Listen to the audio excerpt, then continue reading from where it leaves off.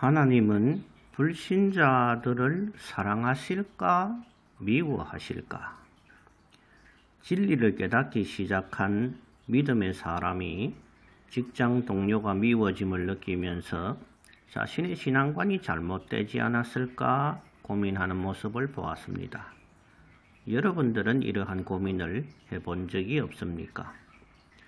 성경에는 네 이웃을 네 몸같이 사랑하라는 말씀이 있습니다. 또 어려서부터 원수를 사랑하라는 설교를 듣고 자랍니다. 심지어 자녀를 죽인 살인자를 양자로 삼은 어떤 목사님의 이야기를 들으며 그러한 사랑의 실천을 해야 진정한 믿음의 사람이라고 착각에 빠져 살아왔습니다. 과연 우리들이 불신자들을 내 몸같이 사랑해야 하고 자녀를 죽인 살인자와 소아 성폭행자들도 사랑하기를 하나님께서 바라고 계실까요?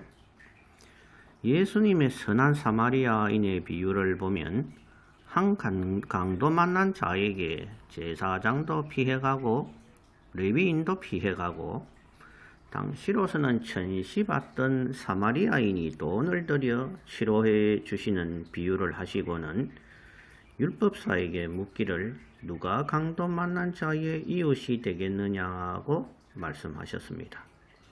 그 율법사의 답은 사마리아인이라고 대답하지 않고 선을 베푼 자니이다 라고 답했습니다.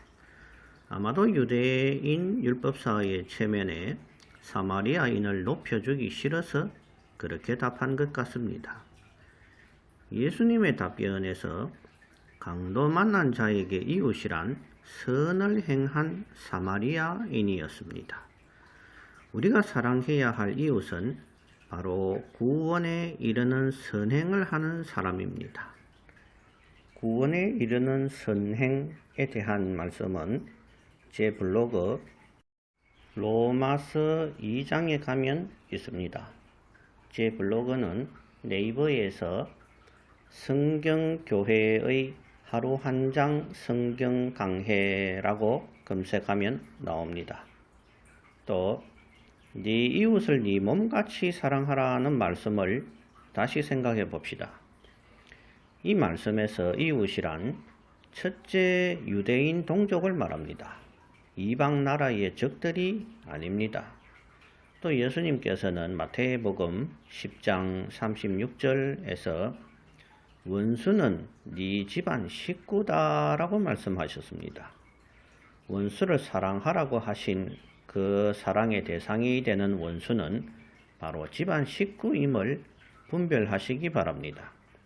아버지와 아들이, 어머니와 딸이, 시어미와 며느리가 원수가 된다고 하시면서 이 땅에 화평이 아니라 불화를 주러 오셨다고 마태복음 10장 35절 이하 기록되어 있습니다. 즉 믿음을 핍박하는 아비와 대적하고 믿지 못하게 하는 시어미와 다툴 수밖에 없으나 그 아비와 시어미는 원수, 즉 사탄의 편에 서 있으나 우리의 사랑의 대상이요 그들의 구원을 위해서 기도해야 함을 가르치신 것입니다. 오늘날도 우리가 사랑해야 하는 대상은 주 안에서 형제 자매된 사람들입니다. 또 믿음을 방해하는 집안 식구들도 포함되겠지요. 살인자와 성폭행범은 아닌 것입니다. 하나님을 알지 못하는 불신자들은 사탄의 자식들입니다. 요한복음 8장 44절에는 너희는 너희 아비 마귀에서 났다라고 예수님께서 믿지 않는 유대인들을 책망하십니다. 오늘날도 하나님을 믿지 않는 불신자들은 마귀의 자식들입니다. 하나님은 하나님의 자녀들을 사랑하시고 그들을 위해 십자가에서 대속하셨습니다. 모든 세상 사람들을 위해 십자가에서 죽으신 것이 아니라 구원받기로 예정된 주의 자녀들을 위해 십자가에서 피 흘리신 것입니다. 이것이 이른바 칼빈의 이중 예정론입니다. 칼빈의 예정론은 제 블로그 에베소서 1장에 있습니다. 예수께서도 당시의 바리새인들을 향해 이 독사의 새끼들아 누가 지옥의 판결을 면하라 했느냐 하시면서 그들을 향해서는 일절 전도도 않으시고 사랑은커녕 오히려 미워하시는 모습을 드러내셨습니다. 예수님께서도 미워하신 사람들을 향해서 오늘 우리가 뭐라고 우리는 사랑합니다 라고 하겠습니까? 하나님께서 모든 사람들이 구원받기를 원하시는 것과 하나님께서 모든 사람을 구원하시는 것은 매우 다름을 알아야 합니다. 하나님은 모든 사람들이 물론 구원받기를 원합니다. 그러나 그 모든 사람들이 선을 행하지는 않습니다. 그러므로 어쩔 수 없이 하나님은 악을 행하는 사람들은 미워할 수밖에 없는 것입니다. 하나님은 결코 불신자들을 사랑하지 않습니다. 하나님께서 악을 행하는 사람들을 미워하시고 질투하시고 소멸하시겠다는 말씀이 성경에 가득합니다. 그럼에도 불구하고 목사들은 하나님은 아가페의 하나님이라고 스스로 정의해 놓고서는 하나님은 불신자도 사랑하신다고 우깁니다. 그리고 나서는 교인들에게 당신들도 하나님처럼 불신자도 사랑하고 자녀를 살인한 원수도 사랑해야 한다고 가르칩니다. 아마도 그렇게 설교한 목사 자신도 그렇게 실천하지 못하면서 말이지요. 너무나도 표리부동하지 않습니까? 하나님이 악인을 미워하는 것이 본체이신 하나님의 성품이며 오늘 사람들도 하나님의 성품의 모형으로 미워함과 질투함을 가지고 있는 것입니다.